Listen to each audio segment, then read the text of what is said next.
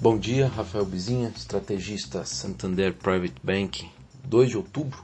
O clima aqui no Brasil ainda está de apreensão no que diz respeito ao tema fiscal e, sobretudo, o endereçamento da questão do teto dos gastos e acomodação aí do programa de renda mínima. Agora, os técnicos da equipe econômica estão voltando para suas planilhas aí para refazer conta e redefinir uma proposta mais palatável.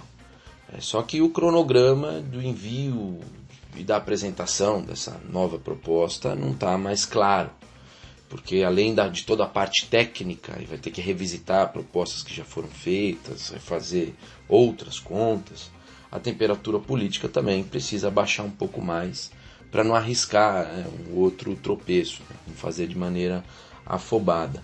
Agora, também com todo esse barulho da semana, está claro que tem limite até onde se pode ir no contorno dessas restrições fiscais. As fronteiras elas estão sendo dadas pelo próprio mercado, pela imprensa, pelos especialistas, aí, pela opinião pública, pela chuva de críticas que surgiram.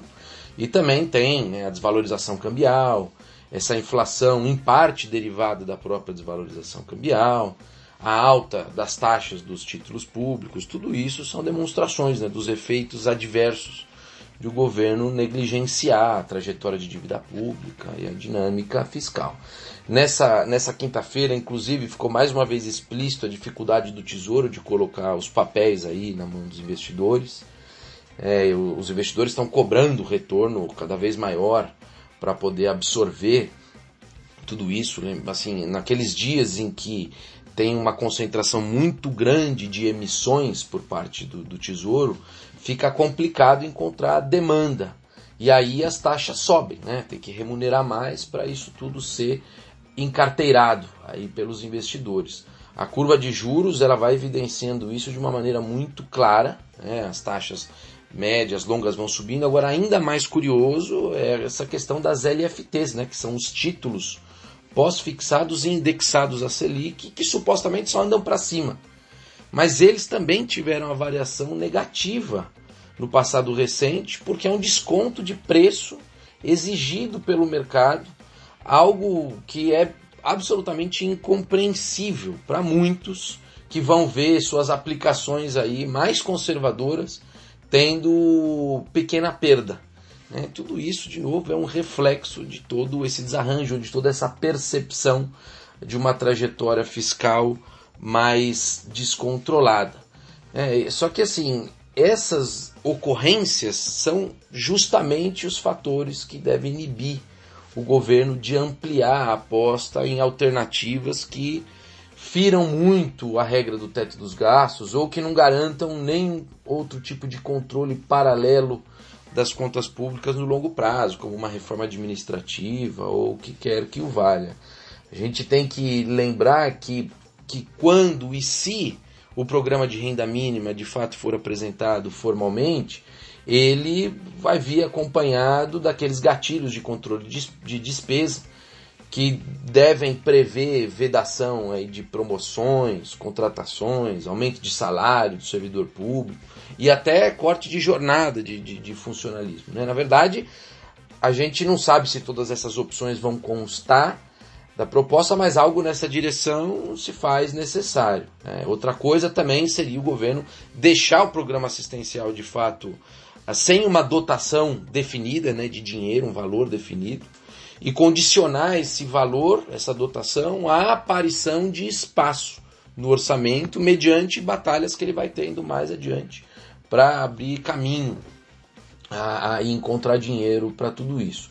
O mercado já está se convencendo na prática de que a corda ficou e vai ficar esticada e ajustou os preços para isso, essa que é a verdade.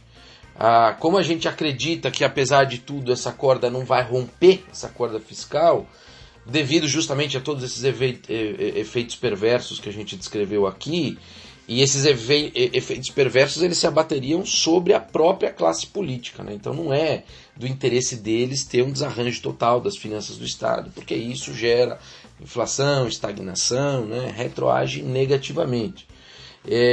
Inclusive, é bom notar aqui que assim, o Banco Central fez coro ontem a todos esses especialistas que estão condenando esse flerte com o descontrole fiscal. O presidente do BC sinalizou, inclusive, que pode recuar daquela prescrição que ele estava fazendo de manutenção dos juros estáveis por bastante tempo, se o teto dos gastos não for respeitado. Não que ele tenha indicado que está na iminência de subir os juros, uma vez que as expectativas de inflação ainda estão bastante baixas, mas claramente ele insinuou que está bem incomodado e que o balanço de riscos está mudando.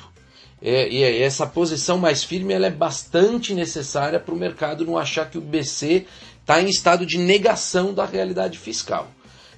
Acho que a autoridade monetária ela tem que se mostrar atenta, porque se a inflação eventualmente sair do controle e o Banco Central ficar atrasado na resposta, então a corrosão de credibilidade vai fazer com que ele tenha que depois subir o juro muito mais, pois ele vai ter que ser muito mais duro, vai ser um processo muito mais custoso.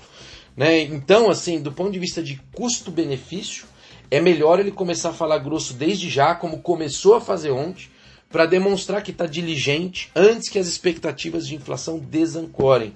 A gente sabe muito bem aqui no Brasil, pela experiência histórica, que quando a expectativa desancora, a inflação corrente efetiva ela pode começar a subir e ganhar vida própria, independente de as condições de demanda estarem fortes ou fracas na economia. Tá?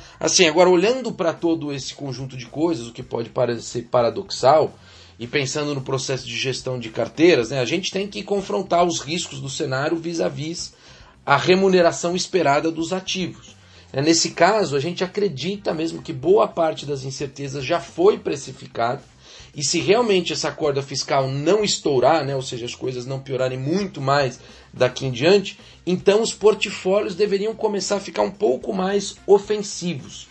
É lógico que isso deve ser feito de uma maneira escalonada e faseada. O melhor ponto de entrada no investimento é impossível de prever, o exato e melhor ponto. Mas a partir de um determinado nível de preço da bolsa, o nível de taxa de juros na renda fixa, a gente já pode inferir que a longo prazo tem uma boa probabilidade da gente estar fazendo um bom negócio. Tá? E usualmente as compras mais bem-sucedidas elas ocorrem de fato no ambiente de desconforto e ainda de incerteza. Porque do contrário, quando não tem mais incerteza, os preços já estão altos, não estão mais baratos. Eu fico por aqui, bom dia a todos.